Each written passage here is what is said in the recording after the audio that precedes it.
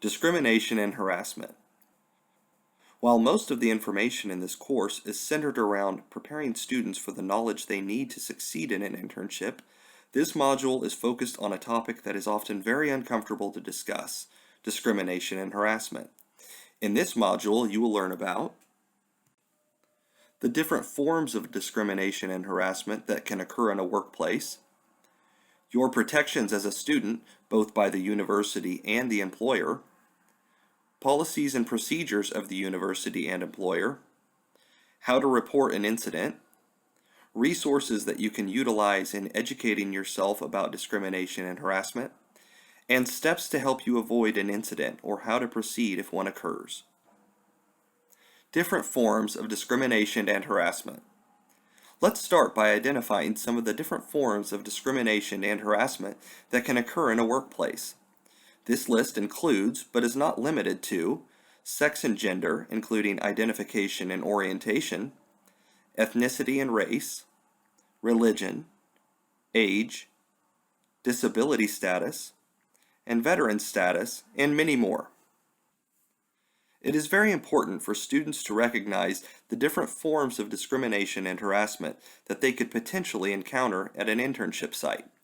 By understanding these different aggressions, and more importantly, the rules, regulations, and protections you have as an intern, it can help you to act in the appropriate manner if you experience or witness issues with discrimination or harassment. University environment versus work environment. As an intern, you will be connected to two different environments: the university environment and the work environment, or where you will be participating in your internship.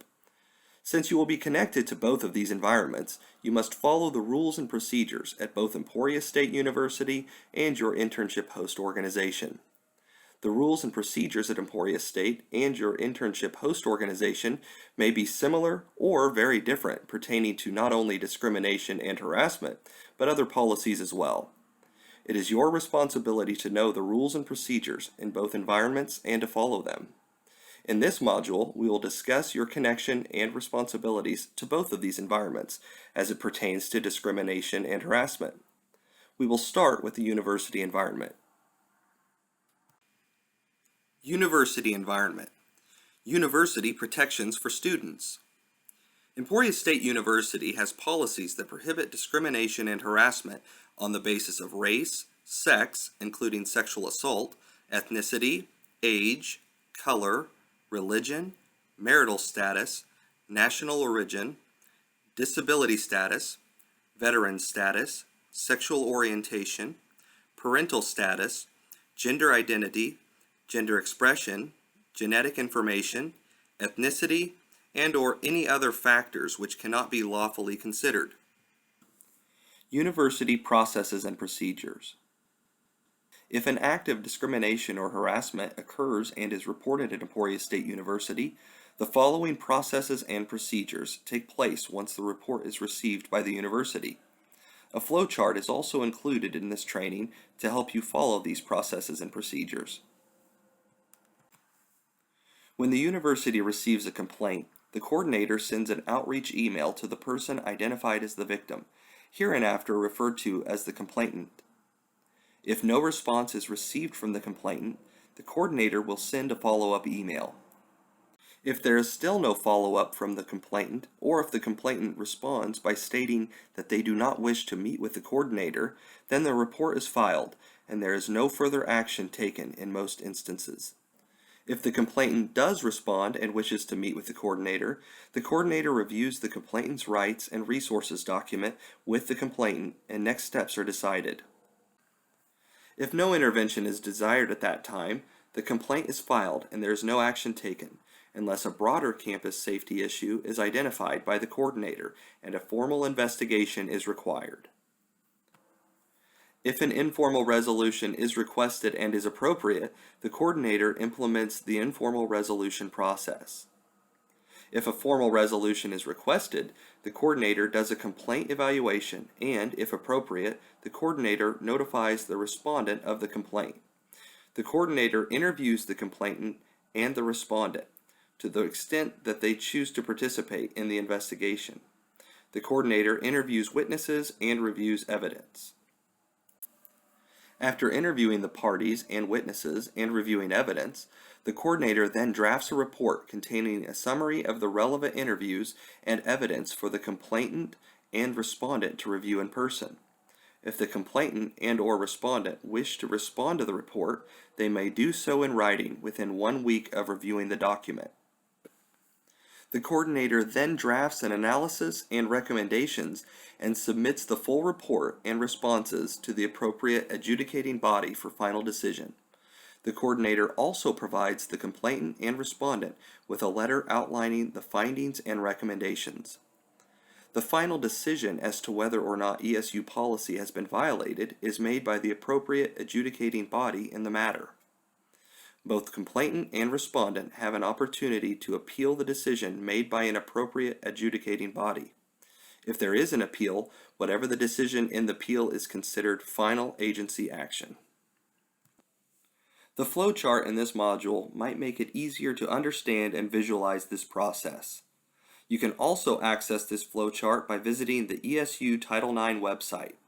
If you have any questions regarding this process, please contact the ESU Title IX office at 620-341-5518 or at report@emporia.edu.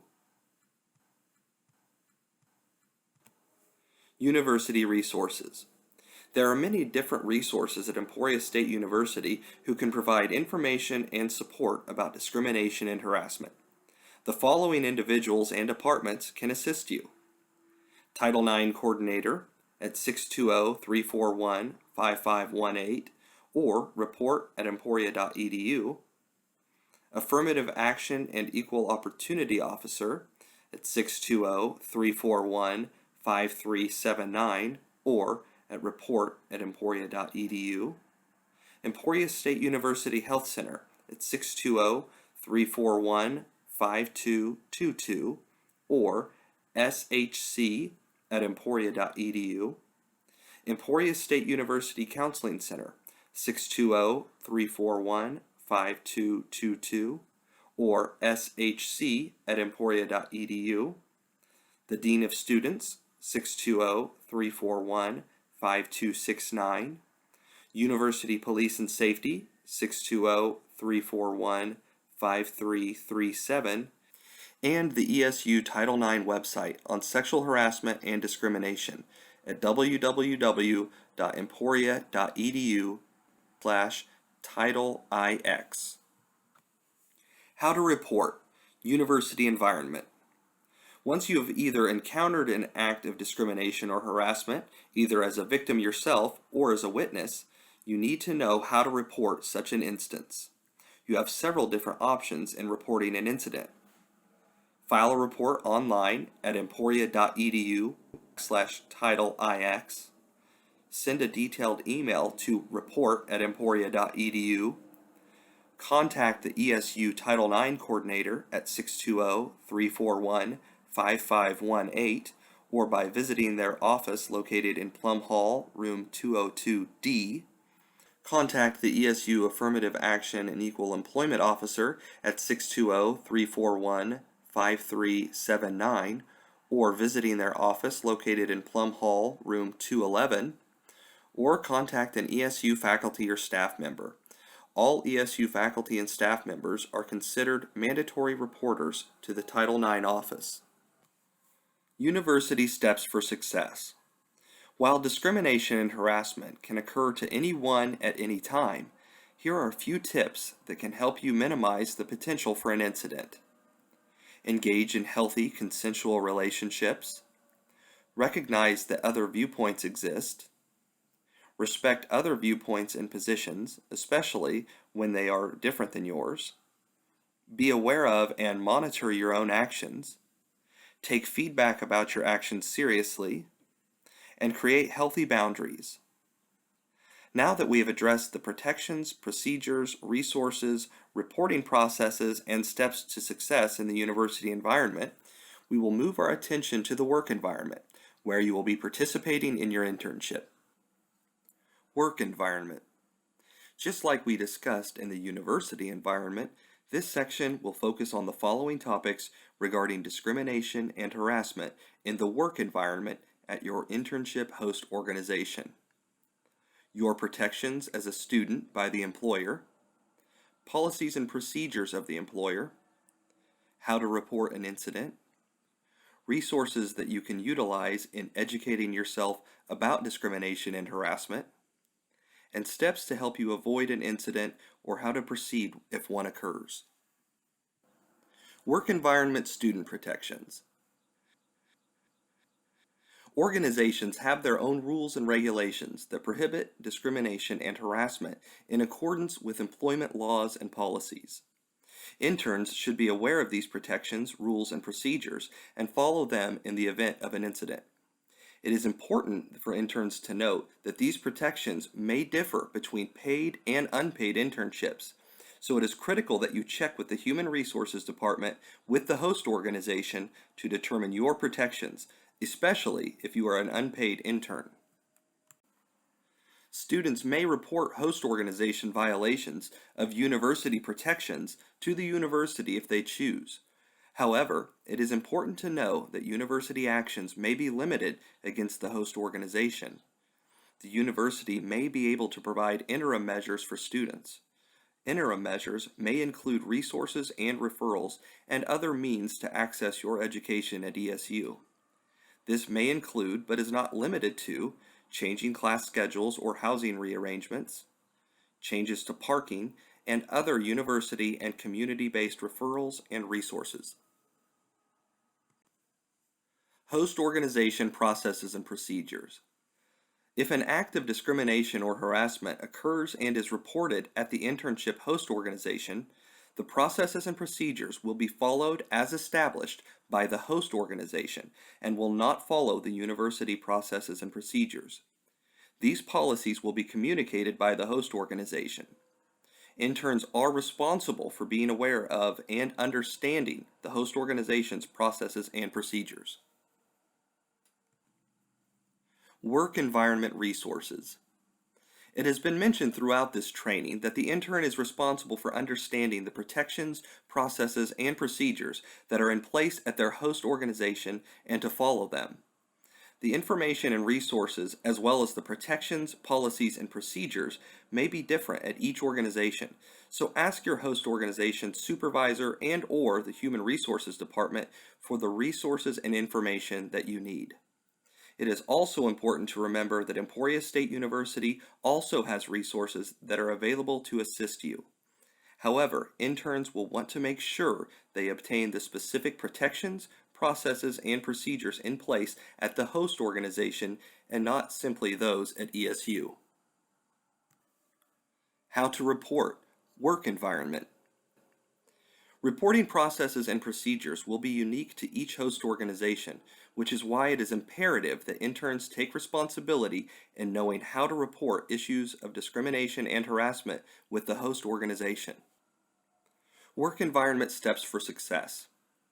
Just as we discussed in the university environment, there are some similar ways you can minimize the potential for an incident, as well as how to respond if needed. Understand the host organization's steps for addressing discrimination and harassment. Engage in healthy, consensual relationships. Recognize that other viewpoints exist. Respect other viewpoints and positions, especially when they are different than yours. Be aware of and monitor your own actions. Take feedback about your actions seriously. And create healthy boundaries. Interactions of university and work environments. As explained earlier in the training, there are some unique interactions between the university and work environments when it comes to internships.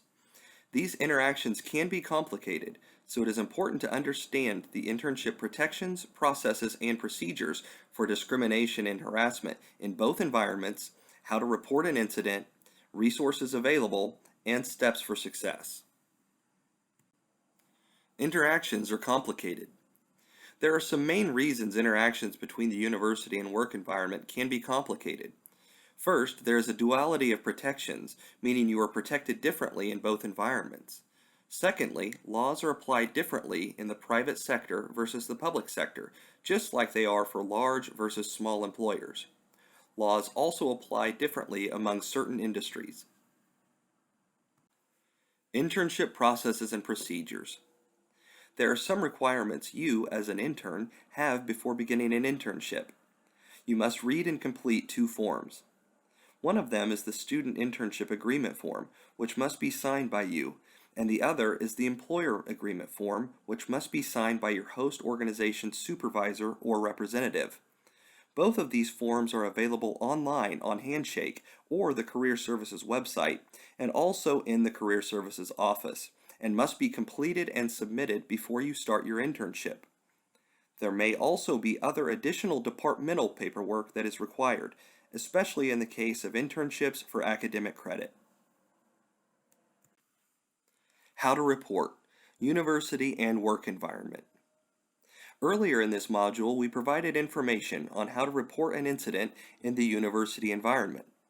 However, if an incident occurs at or involves your internship host organization, we also strongly recommend that you report the incident with the internship host organization and others.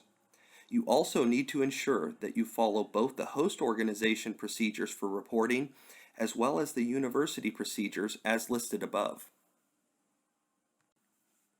University and work environment resources.